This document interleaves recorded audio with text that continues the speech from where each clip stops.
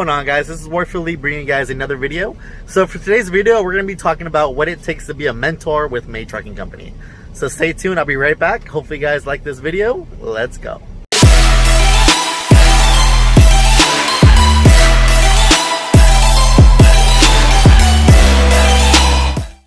So you want to be a mentor with May Trucking Company. So there's a couple things that you guys got to know first. So first thing is that you're going to need the experience first. So to be a mentor with May Trucking, it's going to vary depending on terminal. So each terminal hires their own mentors per their own terminal. So it might be a little different for Brooks, Denver, Florida, wherever you guys are at. But generally speaking, these are the requirements that you're going to be needing to become a mentor. So first things first is you're going to need experience, right? So you're going to need 6 months accident-free experience. That means, no backing accidents, no preventables, basically. You're really gonna have to be on top of all your duty statuses. Your off duty, sleeper berth, on duty, and driving. So the reason these are gonna be so important is because you are mentoring someone. Your habits are gonna become their habits, and the company is gonna want you to instill good habits for new drivers, of course. So this is actually gonna be a pretty big one that you guys are gonna have to show through your actual logs. Work on them. I know it's kind of hard if you have to get up at 2 in the morning, you have to get out of sleeper berth. If you go outside your truck, you gotta be off duty.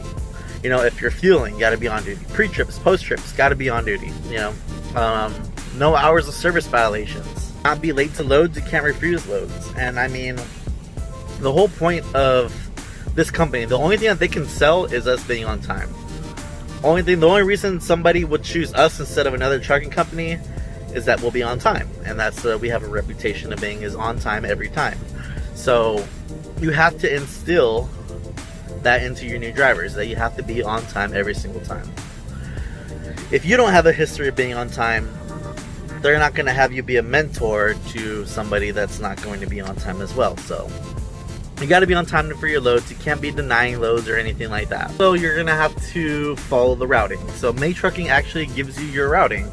So they tell you which way to go. It takes a lot of stress off of you. Don't gotta worry about bridges or bridge laws or anything like that, because they tell you where to go. And if you're following those routes, those are going to be truck routes, and you're not going to have low bridges along those routes. Still, you want to be safe, you want to be alert, but 99.9% of the time you are not going to be running into these situations if you follow May Trucking's routing. And that's why it's so important to actually follow the routing. They give you fuel stops along the routing. That routing is there for a reason. Most of the time it's there for better fuel mileage. It's also there to give you support. So if you break down over the road along that routing, there's places that OTRS can get to you sooner or faster than if you were to go somewhere off route. It'll be much harder to get you to somewhere that the company can kind of help you with. So you want to make sure you're sticking to your routing. That routing is there for a reason, whether you agree with that reasoning or not.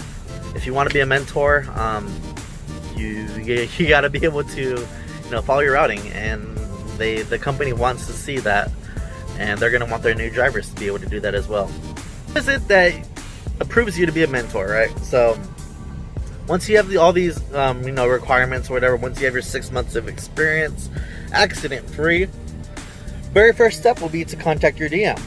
Send a message over the Qualcomm to your DM, ask them, hey, can I be a mentor? From there, they're going to do a couple of things. So it's not going to be just your DM's decision. It's going to be, the driver development people for whatever terminal that you're at. It's going to be your DM, safety, if there's a manager there, if there's a safety manager there as well. So all these people are going to come together, and they're going to decide if you fit the qualifications that we just went over to be a mentor. If not, they're going to tell you, work on your hours of service, work on your, being on time for loads a little bit more. I want you to you got 6 months experience, accident free, I want to see 2 more, whatever. That's going to be the first step. So now that you know the company side, all good, all well. Next is going to be my side. So in my opinion, if you want to be a mentor, you're going to have to know what you're doing, honestly. You can't have the blind lead in the blind. If you don't know something, learn it. these blue books. They're going to ask you questions because they got to fill out the same answers in their blue books. They have a yellow book to read. I suggest reading over it as well because they're going to be asking you these questions out of these blue and yellow books as well. So if you don't know the answer to them, if you want to be a mentor, definitely educate yourself a little bit more and, spend a couple days at the end of your shift reading these books, knowing the answers in your blue book to be able to help them when they skills. So you got to be able to have the hands-on skills. So once you get approved to be a mentor, they're going to take you through MVP training. What that is they're going to be basically soloing you out again, technically, to see if you know the skills to be a mentor. So they're going to do through everything that you pretty much did to solo out. So they're going to ask you all the same questions because they're going to want to know if you know what you're going to be teaching somebody else. You're going to have to do hands-on skills. You're going to have to know how to inspect reefers. You're going to have to know how to slide your fifth wheel. You're going to have to know how to slide your tandems. So you're going to have to know this hands-on skills so you can teach it to somebody else. So if you never slide your tandems, you're going to have to start sliding your tandems so you know how to do it. So when you get somebody else that gets on your truck, you're going to want to show them everything that they're going to need to be able to succeed. If you never slide your fifth wheel, you're going to have to learn how to slide your fifth wheel because you have to give these people the tools that they need to succeed. Because once they come out of school, now I'll be completely honest, school teaches them nothing.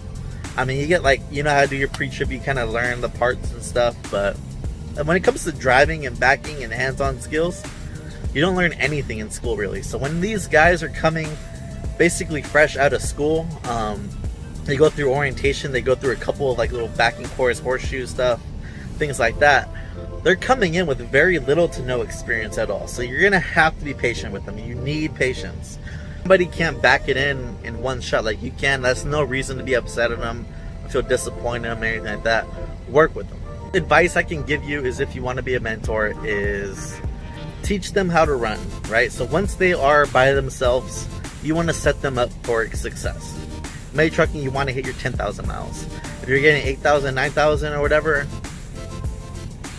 learn how to run a little bit harder. Learn how to do 34-hour resets instead of recaps. Learn how to push the extra mile so that when they get on their own, they're not going to think that it's okay just to do the bare minimum. If you teach them how to succeed, they're going to know how to. It's going to be up to them once they do get on their own. If they want to press hard, they can. If they don't want to, if they just want to chill and barely get by with the 8,000 miles, they could do that too. But you gave them the tools that they needed to be able to decide that on their own. So that's what you need anyway. So you need the experience. You basically got to know what you're doing. Ask your DM once you got the experience. 6 months at least. I definitely recommend that you have a winter under your belt, because winter driving is so much different. Chaining up in actual snow is so much different than just driving in these perfect conditions. So I really recommend having some experience in bad conditions, through bad scenarios.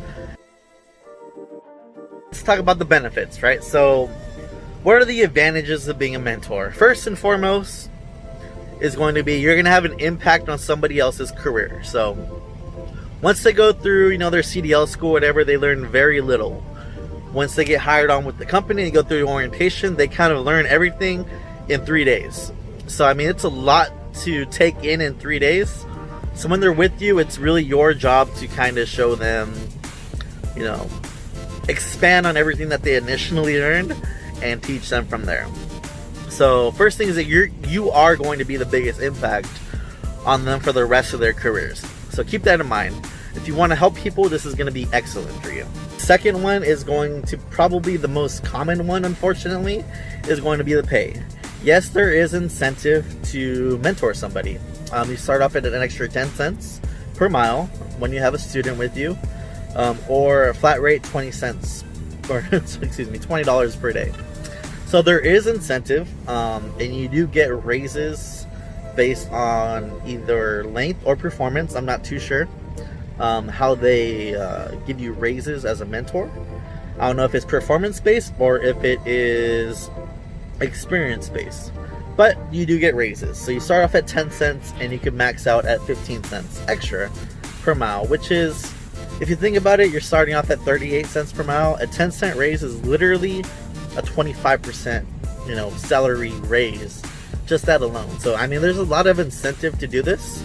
It's also going to be really nice to have somebody on the truck with you too. Whether you're, sociable, extroverted, instead of being alone all the time, it's pretty nice to kind of be able to socialize and kind of hang out with somebody, kind of develop friendships and bonds and things like that really last a long time too. So huge benefit as well for being able to mentor. Fortunately, it is not all sunshines and rainbows. Occasionally you are going to have maybe an ELD who doesn't want to do work, if they have bad attitudes or anything like that.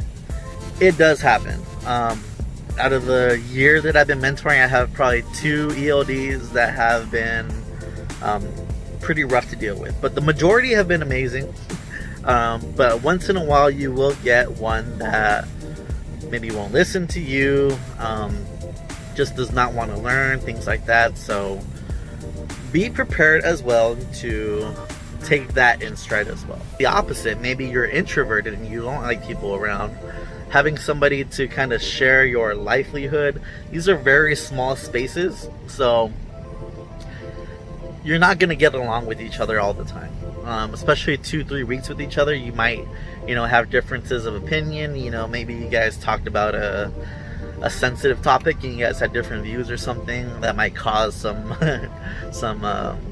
controversy between you guys. But hopefully you guys like this video. If you want to be a mentor, I definitely recommend it.